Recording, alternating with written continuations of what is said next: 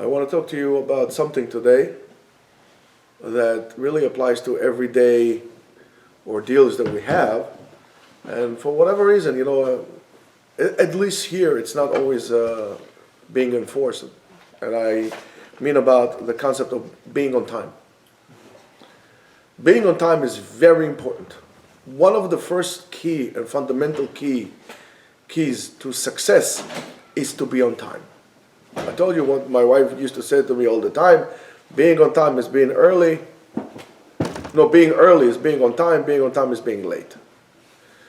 And it is one of the reasons is being on time is really important, because then things become, it's a chain reaction. If you're late to do something, right?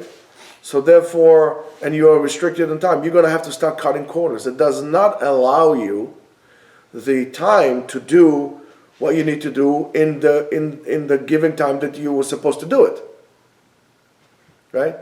I mean, for example, in a medicine field, it becomes a big problem when they double book, triple book, quadruple book, and so on and so forth. And guess what? For whatever reason, the healthcare service goes down. Why? Because the doctor can do only so many things at one time. You wait half an hour for the doctor to see you for 5 minutes, and in that, he went in and out 50 times because, okay, take your clothes off, I'll be right back, and go somewhere else. It doesn't give you the time over there to do it, and so on and so forth.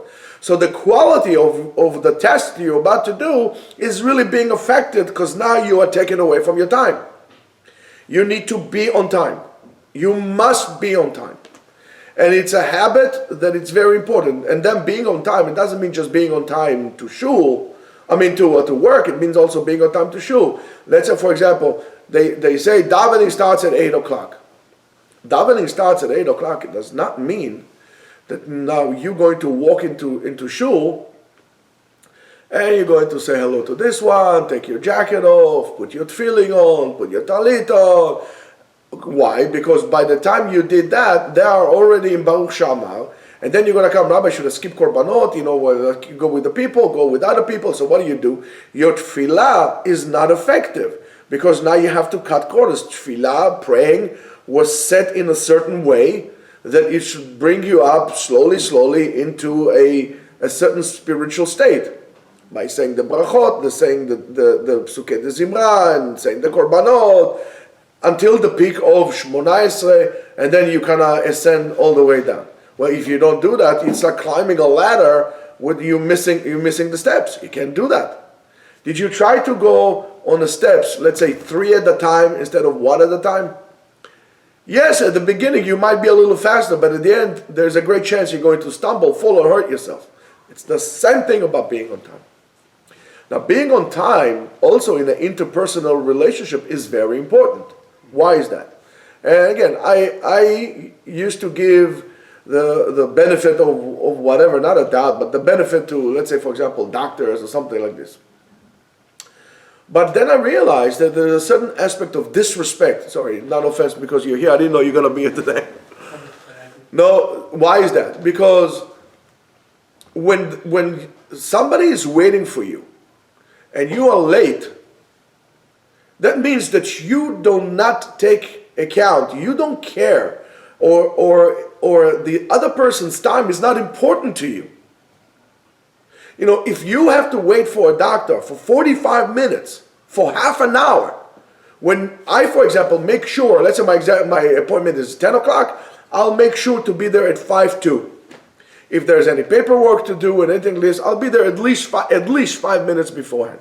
Call me neurotic, call me whatever, because if my appointment is at 10 o'clock, so at 10 o'clock I expected to see the doctor. Okay, so we know, I give him 7 minutes, like for example, if in the Air Force, they, we used to go like this. If the commander says be there at 10 o'clock, so you're going to be there at 10 o'clock, you have to stand in attention at 10 o'clock, all organized, but you have 7 minutes to wait for him. If he doesn't arrive in 7 minutes, you're dismissed to go.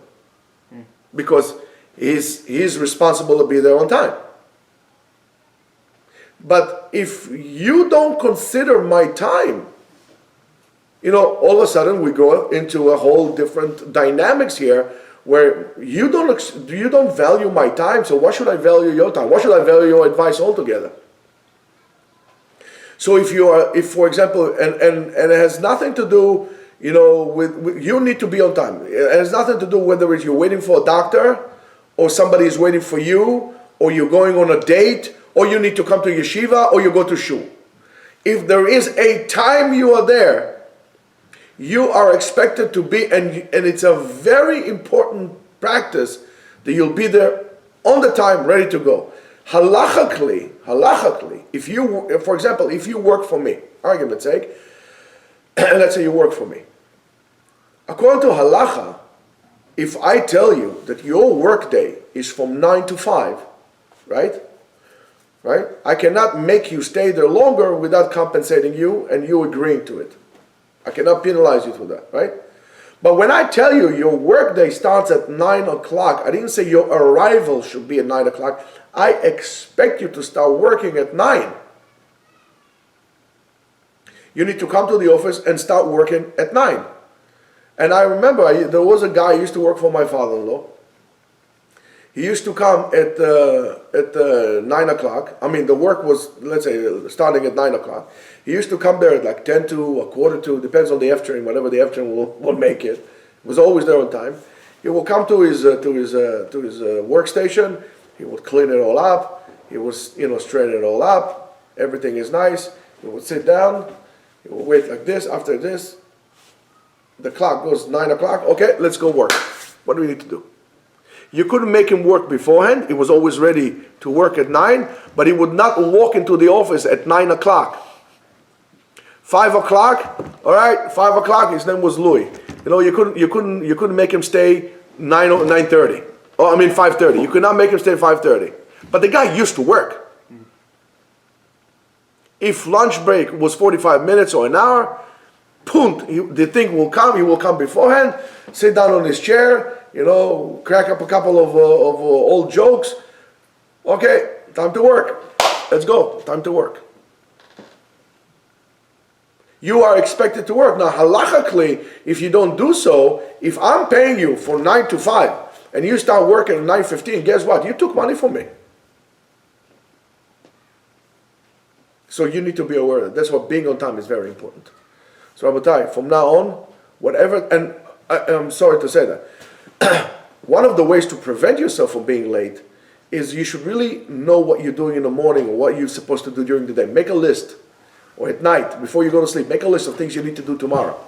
So like this, you know what you're going to do. And you say, oh, I need to go to this, I need to call this one, I need to do this one, I need to do this one. Okay, when am I going to do this? Well, in argument's sake, I'm going to do this at 10 o'clock in the morning, I need to do my laundry at 5 o'clock in the afternoon, you know what to do. You're never going to, and it's a chain reaction.